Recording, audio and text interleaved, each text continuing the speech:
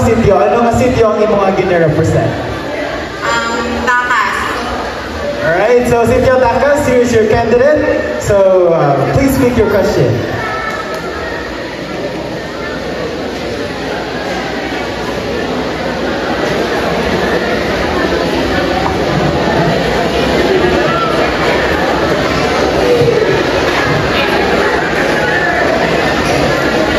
So your question is, what advice would you give to a younger version of yourself? Once again, what advice would you give to a younger version of yourself? Kanikarayan. Ang advice nga matugro ko sa mga younger version kang kaganingan ko is hindi magpati-pati sa mga kinabahan mo. Be yourself. Kung ano ka man, dapat mo kinipabugan.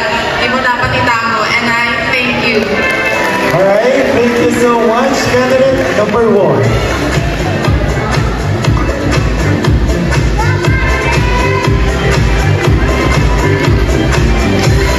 Alright, so let's have candidate number 2. Okay, so hello candidate number 2 sa diin ikaw masityo. Ano masityo ang imong represent? Alright, so dito gagawin isang dubog-taw. Any message for them? Thank you sa bye-bye na gulik kinakan. Alright, thank you so much. Short yet precise answer. So yeah, you can go ahead and pick up your question.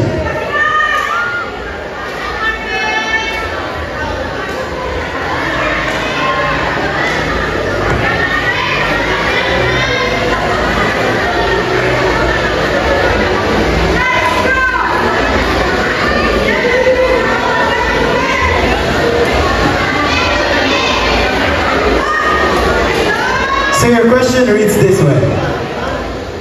Question number 3. What is one thing you're proud of about your barangay? I repeat, what is one thing that you're proud of about your barangay? Ano ang isang bagay na ipagmamalaki mo sa iyong barangay? Ang pinagmamalaki ko sa aking barangay ay Tindo, Ibos.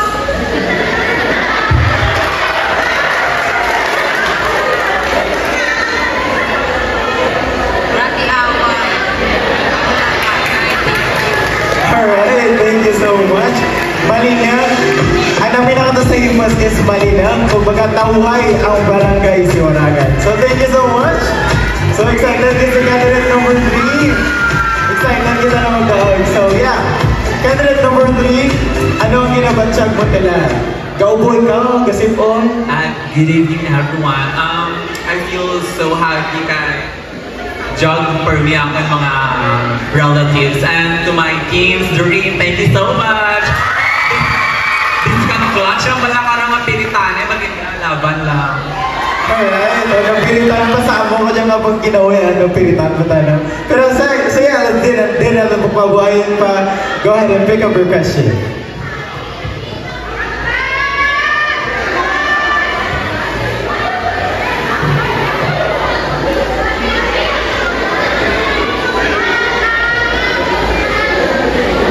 So candidate number 3 picked up question number 2. How will you contribute in making your barangay a better place?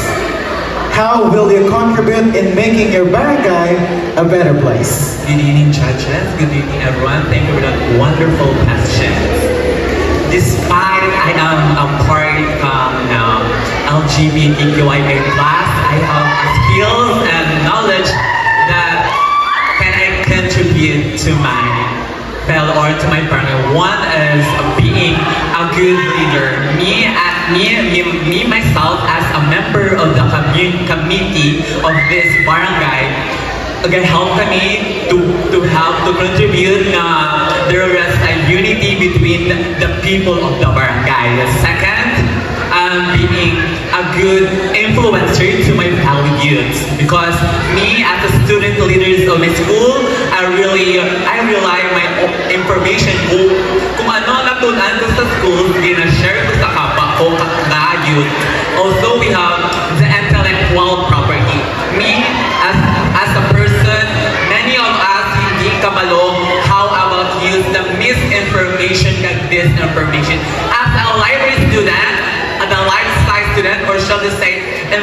information specialist, I help them to create a world that disinformation and misinformation be spread.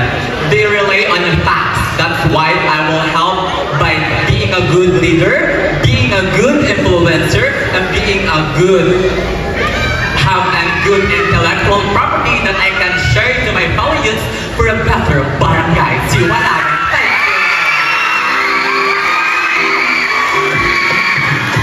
Alright, thank you so much. Candidate number 3, a student leader and an influencer. So let's start with candidate number 4. Okay, so sa ating na audience, pareho kang ginambal ni candidate number 2 kagina, Hipas. Okay, so before na kita magkanto sa question proper, syempre baton man ka pamilya mo nga, baton man kang imo nga pamilya kung ano kag sino ikaw, di ba? So any message for them? Malay mo si nanay mo or si tatay mo di dyan sa Sambuan nagkabamati kag nagkasuporta gid kanimo. Pinili sa tanan kay Kap Colon is kay Kap Colon kay Mayor Abad Lazaro Jr. Thank you sa mga dyan. Thank you sa mga orang dari school to hospital. So, ito din sa mga ano sa ito dyan lang.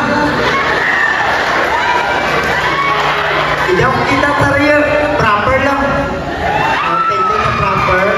So, sa thank you. Alright, thank you so much.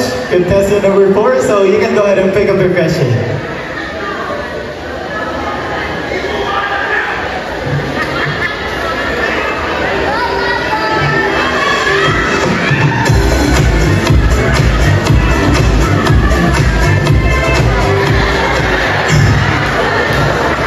Sige, sila daw pamangkot mo. 1 plus 1, 2. Oh, thank you.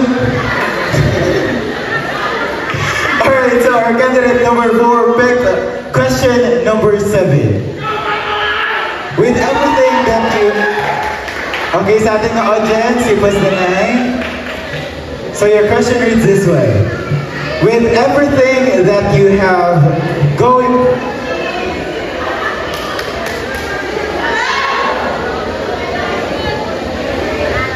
Okay, so your question reads this way.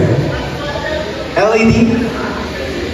So if you will be crowned tonight, how will you handle the responsibilities of being a Miss Gay Kasadiahan 2025? So kung madaang ikaw, paano mo i-handle ang mga responsibilidad bilang isa ka Miss Gay Kasadiahan 2025? Thank you sa mga So, kung ako madaang bigyan sa Talaga 2025, ano gusto ko nga madaang kita ko Talaga nga sa sunod tao ko ginkananda and I thank you.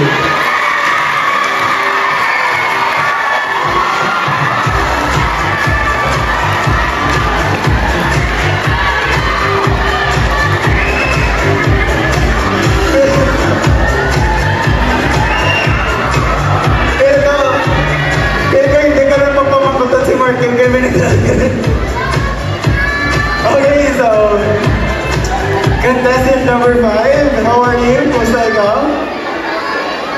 I'm a little bit hungry. So before we have the question for you to answer, do you have any message sa imo kapwa LGBT member? Thank you so much sa member kan LGBT community. Ang aman niya nag-meet up sa aman halikang pictorial until this day, until this coronation and the final night. Thank you so much. Alright, so thank you so much. Hindi natin magbabuhayan, ma'am. You can go ahead and pick up your question.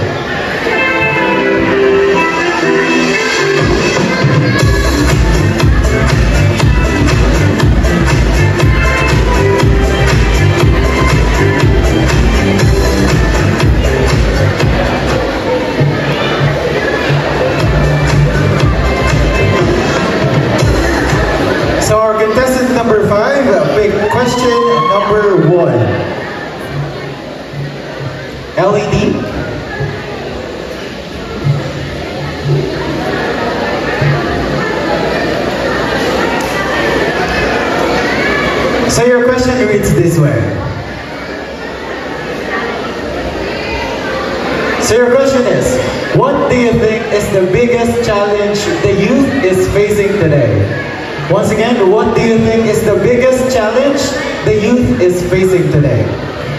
I think the biggest challenge that our member or youth facing today is mental health because of bullying, discrimination, and anxiety. We suffer, but we survive. I would like to know and to spread awareness that we need to keep in mind and be aware of what we say to our fellow people or fellow youth.